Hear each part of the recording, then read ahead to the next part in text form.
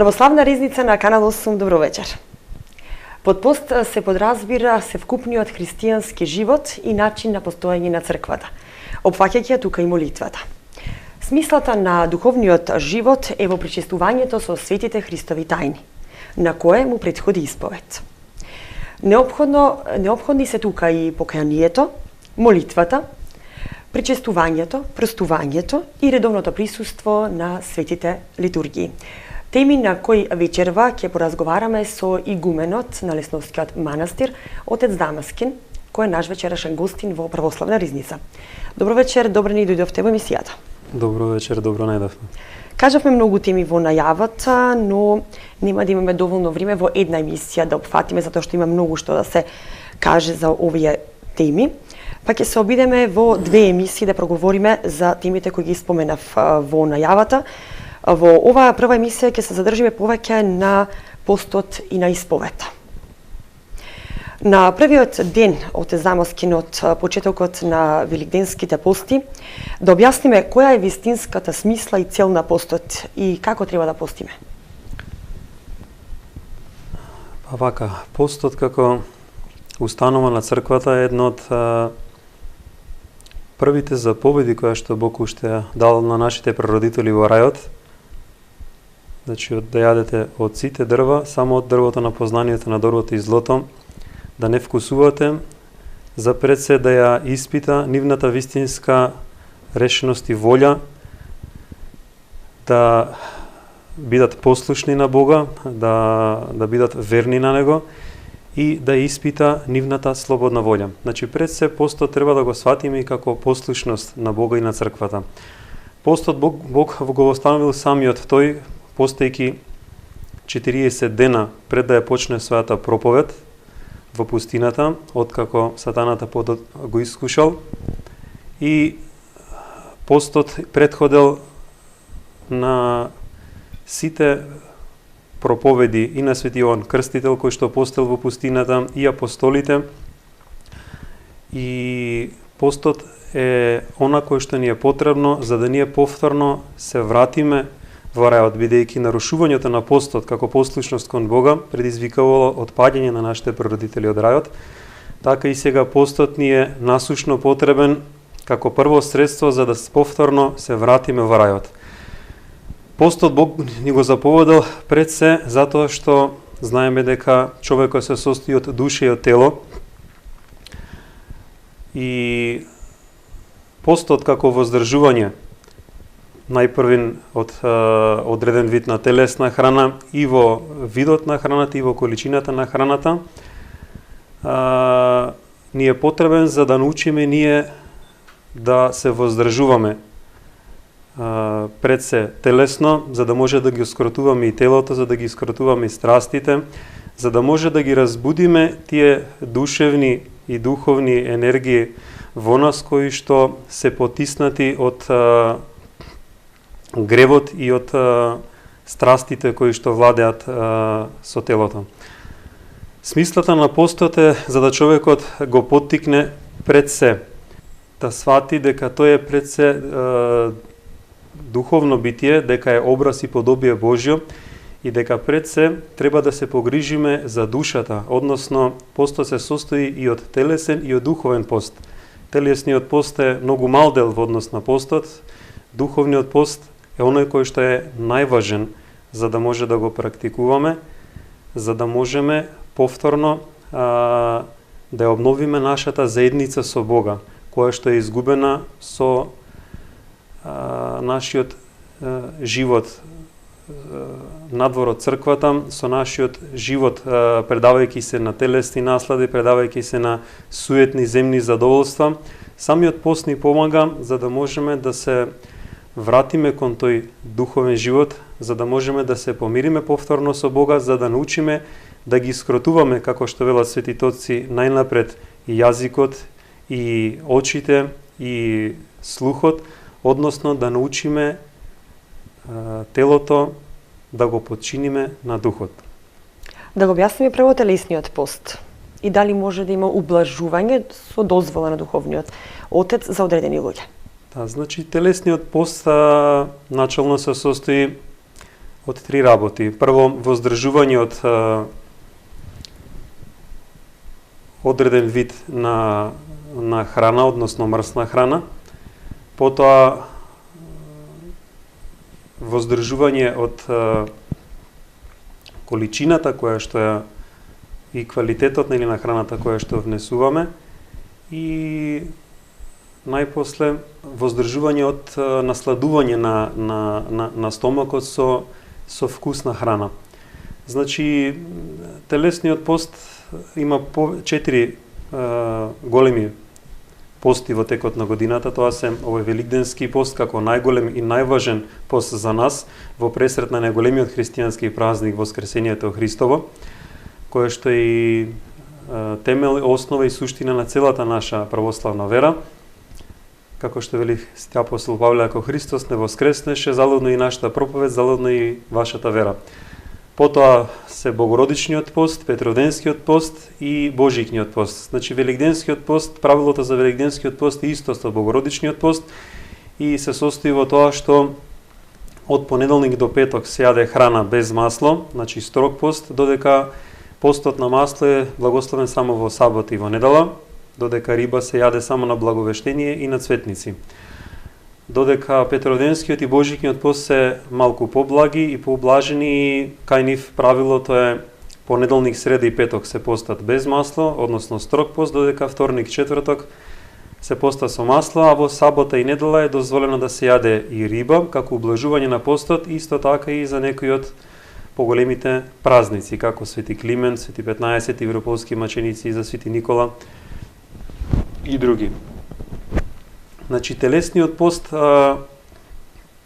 многумина се збунуваат во однос на телесниот пост и без да прашаат и свештеник, така и некој отец, честопати самите си преземаат некое правило на строг пост во почетокот или пак си го ублажуваат постот, нели, своеволно, не знаејќи ја вистински својата мерка.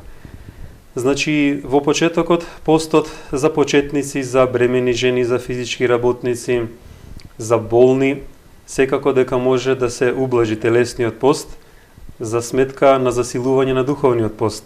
Бидејќи од духовниот пост, нели, никој не може да не разреши. Тоа треба да го практикуваме и да се воздржуваме. Всушност, духовниот пост е воздржување од злото.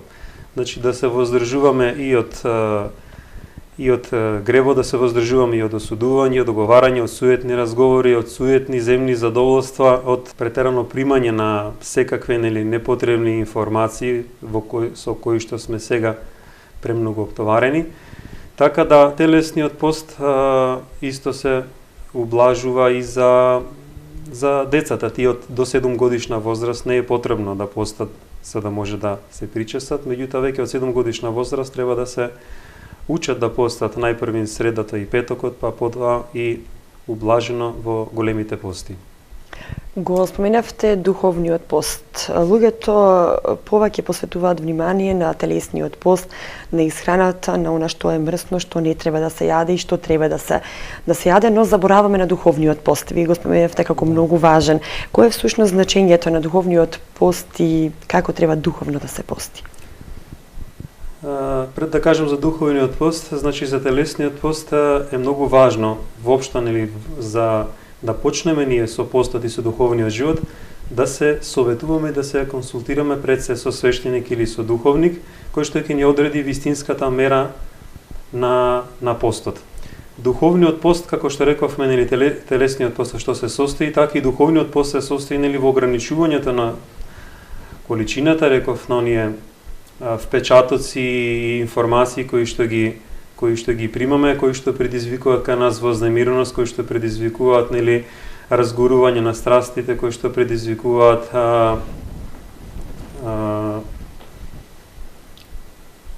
немир пред се и во умот, расејаност на умот, нели, кои што не отргнуваат и од молитвата од покајанието. Пред се смислата на постот е да не приведе кон покаяние, да предизвика кај нас промена и решеност да го промениме животот, да се приближиме до Бога.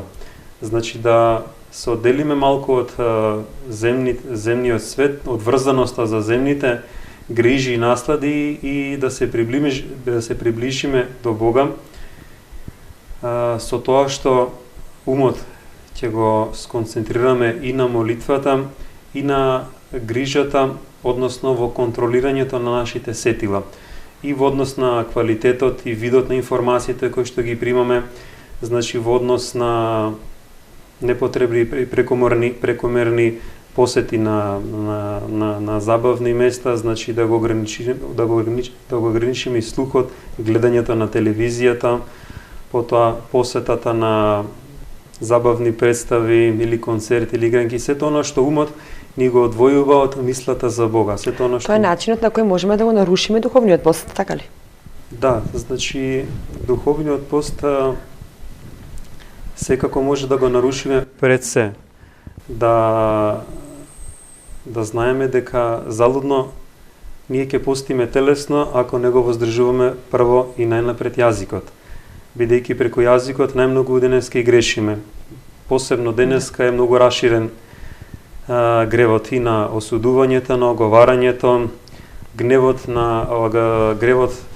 на незадоволството од се и од секого, роптањето и на неволите, на несреќите што ни се случуваат, а кои што секогаш и секој пат Бог ни ги испраќа за да не вразуми, за да не повика пред секој покаяние, за да ние го поправиме животот, за да се отргнеме од лошиот пат по кој што одиме и да сватиме дека овој живот ни е даден за да се подготвиме за вечност. Овој живот ни е даден за да ние повторно се вратиме во небесната татковина, во прегратките на небесниот Отец.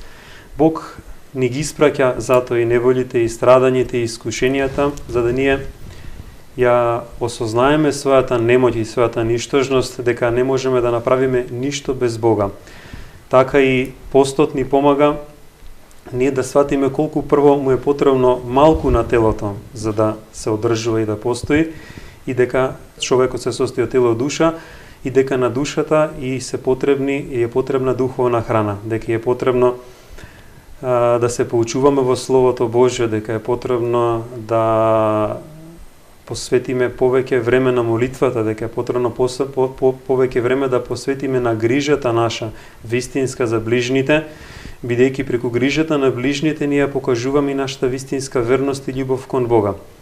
Бидејќи тогаш кога забораваме на себе си и се предаваме на жртвена грижа на ближните, тогаш и Бог се погрижува и за нашата душа.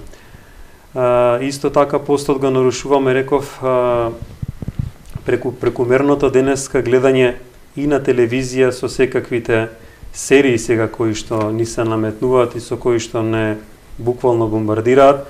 Потоа голем проблем денеска е и присуството на интернет. Тоа неколку наврати го спомнуваме и сите, меѓутоа за жал се повеќе и повеќе зема замав буквално обседнатоста со интернет, со Facebook, со кај дечињата со игрички, и сето тоа уште повеќе ги отуѓува луѓето од Бога, сето тоа уште повеќе го расејува умот, сето тоа е трошење, залудно трошење на скапоценото време кое што е дадено пред се да го користиме за поправање на самите себе си, за борба со гревот, со страстите, за обновување на нашиот дух, за враќањето на образот и подобието Божјо во нас. Секако дека не е забрането да гледаме телевизија и да го користиме и компјутерот и интернетот, меѓутоа треба многу да се внимава во претерувањето, бидејќи за жал многумина од многу родители слушам дека дечињата буквално не може да ги одвојат денеска од компјутерот, а тоа е многу погубно и поразително за нив. Значи тие навидум се мирни и кротки, меѓутоа треба да бидеме свесни сите дека телевизијата и интернетот со нивната достапност за се и се што буквално не бомбардираат секојдневно со насилни сцени, со развратни сцени. Значи и најмалите дечиња можат во секој време да гледаат се она кое што во минатите времиња нашите стари не можеле ниту да го сонуваат. Во најавата споменавме дека тука неопходна е исповета. а секако смислата и на христијанскиот живот е и во пречистувањето, на кој му предходи исповед, како што кажавме. Ке го цитирам големиот старец Пајси, кој вели дека исповата на мислите кај духовникот е темел на духовниот живот и надеж за спасение на сите. Една од големите духовни должности како за монасите, така и за мирјаните е исповета на гревовите.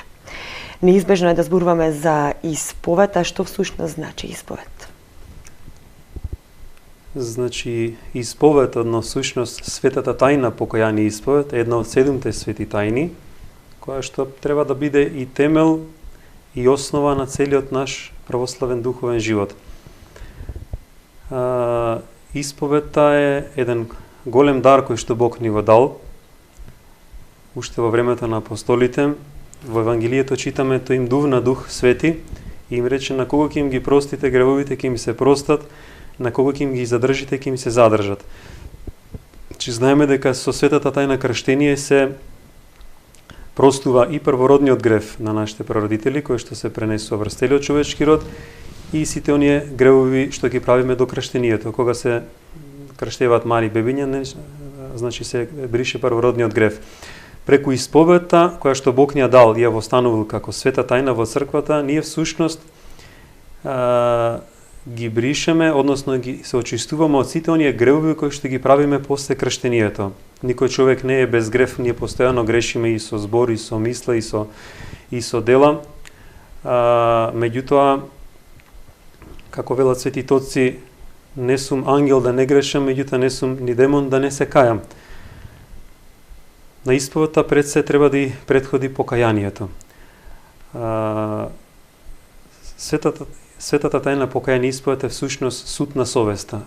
Наш суд собствен пред страшниот суд. Колку ние повеќе ќе се осудиме себе си тука и ќе се самоукориме и изобличиме, толку повеќе ќе бидеме оправдани пред Бога. Преку исповета ние се помируваме со Бога и повторно благодата Божја која што се излева на оној кој што се каи, кој што се исповеда пред свештеник или пред духовник, односно пред оној кој што има свештенички чин. Значи, многу ми напрашува дали може да се исповедам сам пред Бога, нели настрана да си ги кажам гревовите, меѓутоа Зошто е потребно да се каже пред духовник? Затоа што само оној што има свештенички чин, Бог ја дал таа власта на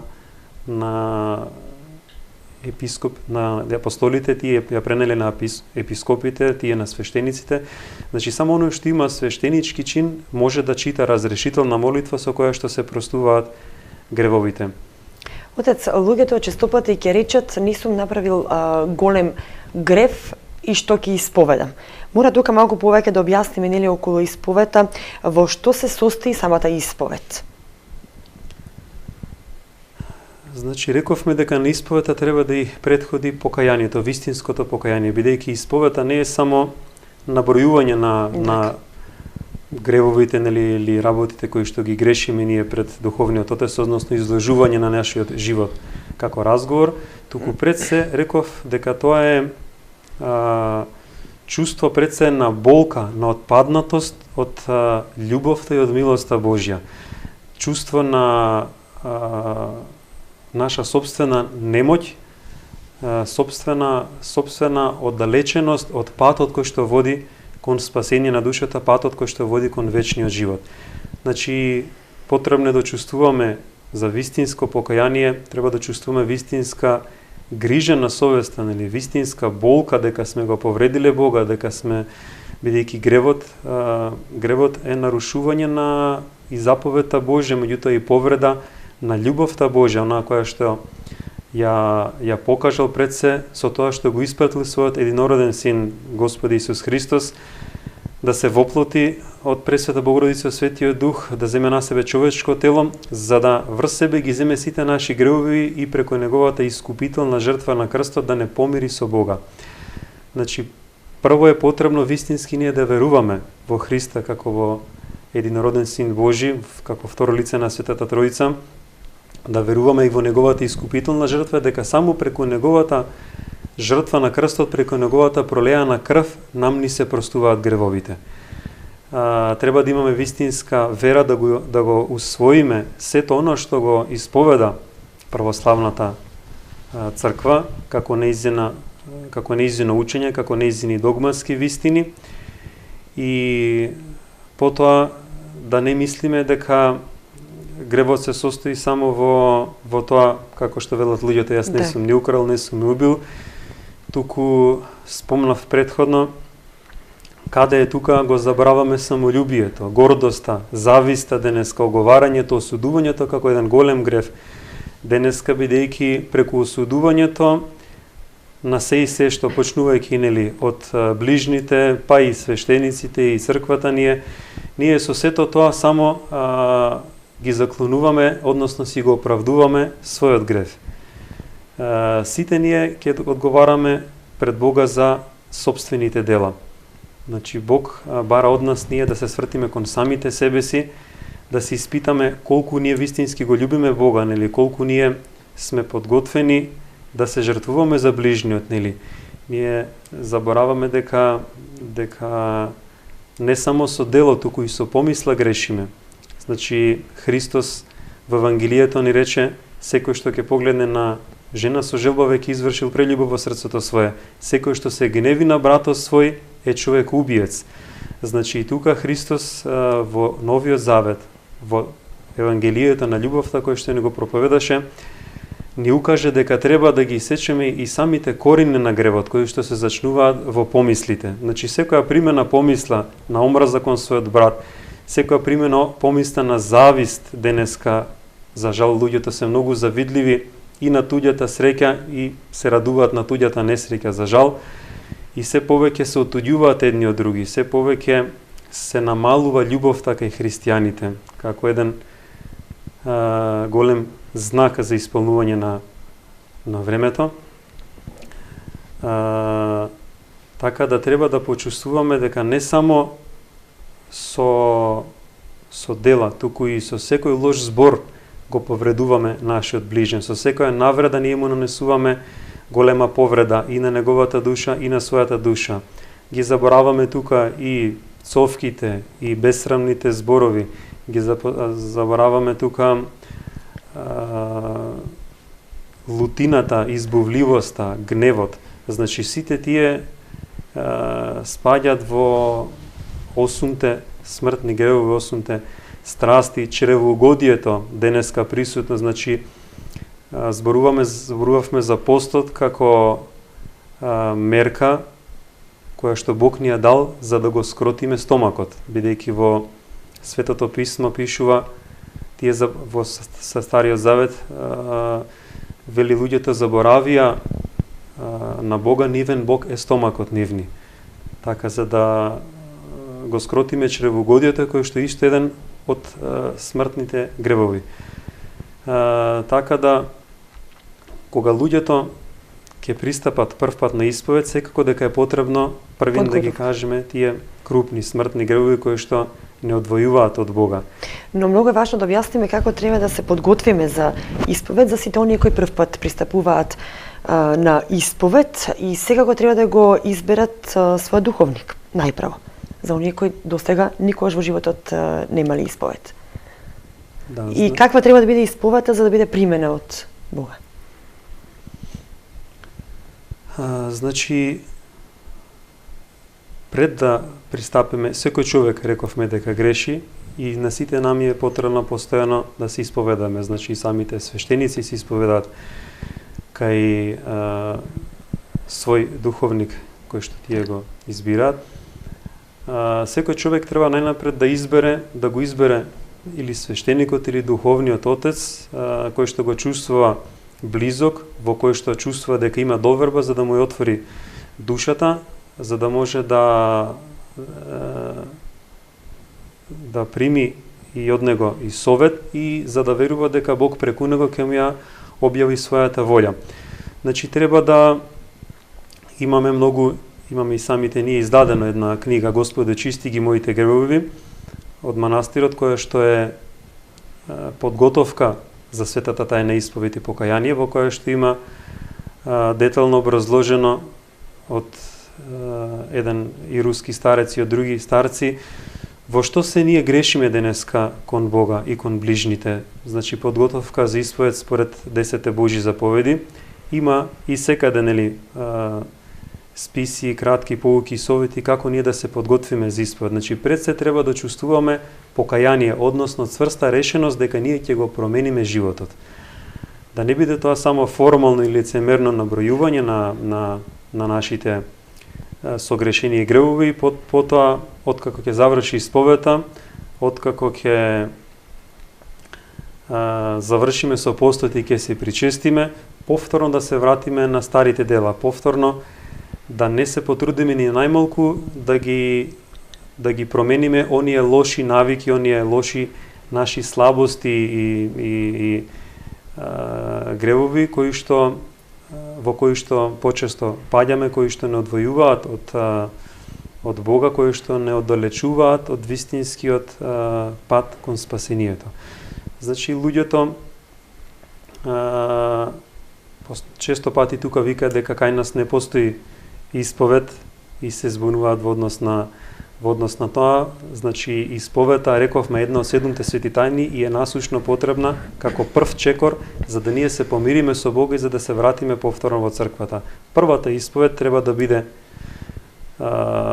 потемелна, значи да опфаќа периодот од детството, 7 годишна возраст, бидејќи децата до 7 години се без грех според учењето на црквата. И да се сетиме на сите оние работи кои што пред се нашата совест ни изобличува. А и, како вели старецот Јован, архимандритот Јован Крестјанкин, ако сакаме да дознаеме и да спознаеме што вистински грешиме, треба да ги слушаме и луѓето околу нас, бидејќи честопати укорите на ближните околу нас во најголем број случаи забелешките се точни. Така да треба да се смириме во духот, нели, да сватиме дека самите сме немоќни да се избориме со слабостите наши, со гревот, со страстите, дека ни е потребна Божја помош. Да бидеме покајаните со огледа, реков, и во цврстата наша подготвеност и решеност да го оставиме гревот, да го намразиме гревот и да бидеме подготвени со сите сили наши и со Божја помош и со помош понатаму на светите тајни на црквата кои што Бог ни ги дал како помошни средства за задобивање на покајанието, на љубовта кон Бога и ближните, и постот, и молитвата, и секако светата причест, односно самото тело и крв Христови, за кои што повеќе ќе поразговараме, нели, понатаму. Од вашето долгогодишно искуство може ли да се заклучи дека луѓето на исповед обично понекогаш знаеме да префрлеме вината на друг и тука се само оправдуваме во гревовите? Да.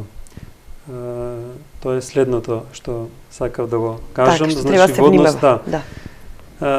Каква треба да биде исповета, всушност вистинската исповед, за да биде примена од Бога, за да биде покајањето примена од Бога, бидејќи треба да знаеме дека кога ние се исповедаме пред свештеник, ние всушност се исповедаме пред самиот Христос. Самиот Христос невидливо тука присуствува и ангелот чувар и тие ја примаат нашата исповед. Значи, Бога не можеме да го излажеме, така да треба да биде пред се исповета исхрена. Треба да биде проследена со болка во срцата, со болка во душата, нели, заради нашата отпаднатост од Бога. Треба да биде проследена со самоукорување, не со самооправдување, без да обвинуваме никој како причина за нашите падови, за нашите слабости, бидејќи честопати знаеме да кажеме, нели, ако тој не ме навредеш или ако тој не ме провоцираш, јас немаше да избувнам, немаше да направам така, ако тој не ме измамеше. Очекуваме луѓето постојано за нашите добрини или добри дела или милостињи кои што ние ги правиме не во името Божје, туку за да ни возвратат луѓето со благодарност или со пофалби. И тогаш често негодуваме, роптаме, нели, се лутиме на ближните, се повредуваме од нивниот груб однос кон нас и роптаме, нели, на роптаме на Бога. Треба да биде проследена исповета, реков, и со подготвеност, реков, да го промениме животот. Често пати, нели, со покајнички солзи, меѓутоа некој пат и солзите не се мерка на покајанието, значи самата болка во душата, самите воздишки, Бог ги слуша и го знае целосно нашето срце, кое што го испитува дали е тоа подготвено, нели, да се менува, дали е подготвено да се отвори за да делува во него благодата Божја и да го променува, бидејќи делото на благодата Божја е целосно да го промени човекот, да се промени во сите своји размислувања, во сите своји расудувања, во сите негови погледи и кон ближните, и кон светот, и кон слабостите на другите. Значи, вистинското покаяние и вистинското обраќање кон Бога треба да биде проследено и со голема строгост сега кон себе си, меѓутоа со голема благост и снисходливост кон гревовите и слабостите на другите луѓе околу нас. Многу е важно во контекст на ова да објасниме колку честа треба да биде исповета и кога треба да се случи исповет. Значи, воглавно во црквата, оние кои што живеат православен литургиски живот, оние кои што веќе почнале да се исповедуваат, најчесто практикуваат потемелна исповед да има во или пред или во текот на 4 големи пости. Меѓутоа, некои кои што имаат можност се исповедуваат и почесто. Значи, колку почесто се исповедуваме... Кога почувствуваат потреба самите тие. Да, значи секој пат кога чувствуваме потреба, нели, кога имаме потреба и за совет, и за разговор, секој пат кога ќе сгрешиме нешто, не треба да чекаме да дојде времето, нели, да почне постот, туку ако имаме можност, треба што почесто да ја чистиме душата, бидејќи колку почесто ние ја чистиме душата, нели, преку исповета, која што после првата исповед, која што треба да биде темелна, подосна добива карактер и на исповедање на гревовите кои што ги правиме од последната исповед натаму, меѓутоа карактер и на духовно раководство и советување во однос на тамошната наша духовна борба со самите себе си, со слабостите, со гревот, со страстите, советување во однос на крупните и важните работи кои што ги преземаме во животот, значи не за се, туку пред се за духовниот живот на нашите духовни насоки, бидејќи духовникот е пред се одговорен за насочување и раководење на нашиот духовен живот, на нашето чекорење кон Бога, на нашето приближување кон Бога, на задобивањето на љубовта кон Бога и кон ближните и на нашето соединување со Христа. Покајанието, зборот покајање значи преумување. Значи многумина тоа го почувствувале на сопствена кожа, како полека благодата Божја, почнувајќи го животот во црквата, почнувајќи да живеат во црквата и да учествуваат во сите свети тајни, почнувајќи од светата литургија, од Евхаристијата, причестувањето, постот, молитвата, почнуваат да чувствуваат како се менуваат и во умот, и во размислувањата, и во чувствата, и како пред нив се открива еден сосема нов духовен свет. Како стануваат поблаги, покротки, посмирени, имаат многу поголема трпеливост и снисходливост или кон слабостите на своите блиски, чувствуваат посебна радост затоа што радоста на воскресението Христо, радост дека Бог им се открил, ја чувствуваат радоста од нивната вера во воскресението, во вечноста, и ја чувствуваат радоста на животот кој што Бог им го дал тука. Почнуваат да благодарат за се на Бога, почнуваат да потрпеливо да ги поднесуваат и неволите, и искушенијата, и болестите, знаејќи дека се Бог што ни испраќа во овој живот, ни го испраќа за наше спасение, за наше покаяние, вразумување, за да ние вистински се смириме и да се исцелиме од сите наши гревови, од сите наши слабости. Најпрвин од самолюбието, од гордоста, од суетата, кое што за жал сега се многу присутни кај секого од нас, бидејќи таков е духот на овој свет и рековме децата уште од мали се учат на самоволност, на непокорност, нетрпеливост и тоа подосна се пренесува и во нивните возрастни години, така да светот научи дека треба да постигнуваме се буквално газејќи ги ближните. Меѓутоа, кротоста и смирението, за жал, денеска почнува да се смета за слабост или за голем недостаток и луѓето постануваат се повеќе безчувствителни и кон гревот, постануваат безчувствителни кон страдањата на ближните и ако не се потрудиме да се обратиме кон Бога и да побараме помош од Бога и од благодата Божја преку светите тајни во црквата, за брзо време може да совеста наша се задуши и воопшто ние да грешиме, меѓутоа воопшто да не чувствуваме ниту покаяние, ниту грижа на совест. Кратко само да објасниме што ако не се искажат сите гревови пред духовникот или нешто случајно или неслучајно се сокрие. Нема да почувствува олеснување тој човек. Да, значи во молитвата која што ја читаме во самиот чин на исповедта, пред некој да се исповеда, велиме ако нешто сокриеш од мене, двоен греф имаш. Да. Значи треба искрено отворено, знаејќи дека стоиме пред самиот Бог, пред самиот Христос кој што ја прима исповедта. Добро, човечката природа е некојаш таква, нели, дека од срам не може нешто да се каже или нешто слично, па луѓето често пати го оставаат тоа, а после им тежи на самата душа. Да, значи треба да го победиме во однос на исповедта, подготовката на исповед. Често пати, нели, демоните не одвраќаат, наметнувајќи ни некаков лажен срам или страф, тоа да го кажеме пред духовникот. Да. Меѓутоа, како велат светите отци, нели треба да се срамиме кога грешиме, не треба да се срамиме кога се каеме и кога тоа го изнесуваме пред Бога. Значи Бог ги знае сите наши падови, сите наши и најскриени помисли, најскриени чувства во срцето. Од нас го бара само нашето признание. Признанието и покајанието. Да, покајанието и признанието на собствената немоќ. Признанието дека не можеме сами да се спасиме. Значи потребно е нашата слободна волја, која што Бог и Бог ја почитува, односно насила не ни се наметнува. Ако ние му го отвориме срцето, тој влегува. Ако ние не му отвориме, тогаш и тој седи настрана и долго трпеливо, човеколюбиво го чека нашето обраќање, односно чека го нашиот повик.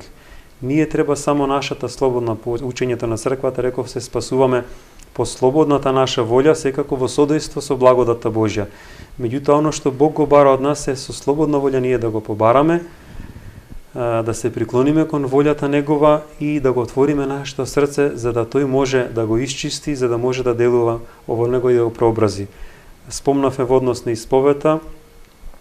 Значи не е греф ако човек заборави нешто да каже или заборави некој греф, а подосна ќе се сети на него. Да не се сокрие намерно, значи. Да, значи не треба намерно да се сокрива, бидејќи тогаш правиме двоен греф пред Бога и Бог може да допушти некој искушение, така кое што ќе не вразуми и кое што ќе не поттикне и приведе повторно, нели, да го отворено искажеме нашето прегрешение.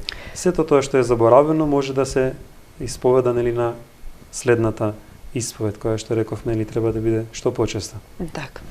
Кратко при крајот на емисијата да објасниме за децата. Вие споменавте во однос на постот дека до 7 години не треба да пости. Тука заборавивме да кажеме дали може некој за некого да пости. Тука има малку верување дека може мајката или бабата да пости за детето. Повторно ќе се не вратиме на постота, секако ќе поврзаме за децата и за исповед, дали треба и колку често деца треба да се исповедуваат. Значи рековме дека според учењето на црквата дечињата до 7 годишна возраст се без греф. Значи немаат потреба ниту од пост, ниту од исповед. Има известна забуна во луѓето, која што често пати ја слушаме сега. за волја на вистината се поретко, бидејќи веќе луѓето учат дека тоа не е правилно. Никој за никого не треба да пости. Да, значи никој за никого не треба да пости, односно не треба мајката да пости за детето или пак бабата да пости за детето за да се причести. Значи детето до 7 годишна возраст може да се причестува на секоја литургија. Значи за малите бебиња, оние кои што се уште не јадат тврда храна, потребно е најмалку 2 часа да бидат гладни пред причеста.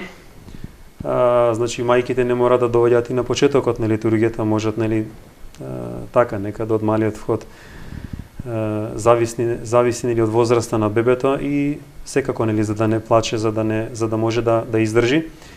Кога веќе детето ќе почне да употребува тврда храна, треба да почне да се учи да се воздржува од храната наутро пред причеста, со тоа што може после причестувањето веднаш да се носи храна, да се нахрани, за да не се дозволени повеќе да трпи.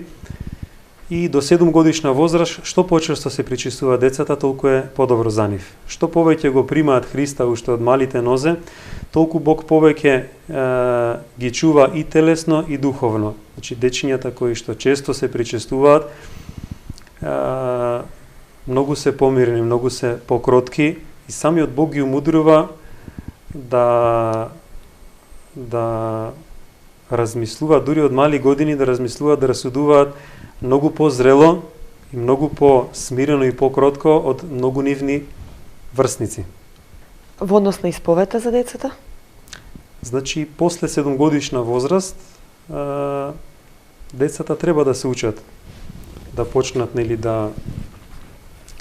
да ги осознаваат своите грешки, да се поттикнуваат најпрво од самите родители, да се поттикнуваат да почнат да разговараат. Да разговараат со свештеникот, со духовникот, најнапред кај нив се сега секако мали слабости и гревови, меѓутоа што порано почнат да осознаваат дека грешат и да се развива кај нив чувство на грижа, на совест, чувство на покаяние, на болка заради тоа што погрешиле, заради тоа што не го послушале родителот, за тоа што излажале, за тоа што се скарале со некое другарче, за тоа што нешто сокриле или нешто не направиле, за тоа што се мрзеливи или не сакат да ги исполнуваат врските во школото, во однос на домашните задачи, во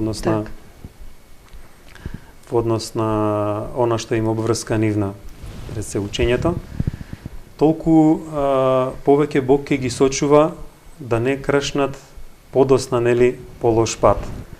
Еден светител вели, мислам Свети Силоан Атонски, вели детето макар и еднаш да ја приклони главата под епидрахилот на духовникот, Бог ќе го спаси. Значи, оние дечиња кои што од мала возраст живеат со Бога, живеат во црквата, живеат со Христа, пред се со помош на нивните родители кои што треба да живеат благочестиво, Бог подосна многу повеќе ги чува со благодата своја и дури и да имаат искушение да кршнат по лош пат, многу брзо се одвраќаат од тој лош пат и се враќаат повторно во семејството или се враќаат кон Бога, бидејќи уште од мали нозе ја почувствувале благодата Божја и љубовта вистинска Божја и во себе го примиле самото тело и крв Христови, кој што подосна ќе ги чува и ќе ги запазува од секакво зло. Отец Дамаскин, јас ќе ви се заблагодарам што одвоивте време да бидете гостин во емисијата Православна ризница. Има зашто да се зборува со вас. Најавивме многу теми за кои ќе проговориме и следната емисија. Само ќе споменам, тоа е покајанието, молитвата, простувањето и секако присуството на светите литургии, зашто тоа е важно, ќе објасниме веќе следната емисија, толку ни дозволува времето. Ви благодарам уште еднаш. И благодарам на вас. Почитувани гледачи, тука ја завршуваме Православна ризница. Разговаравме со игуменот на Лесновскиот манастир, отец Дамаскин. Посветивме внимание на постот и на исповета. Веќе следниот понеделник зборуваме на доста интересни теми. Бидете со нас и следната емисија. Ви благодариме за вниманието. Довидување.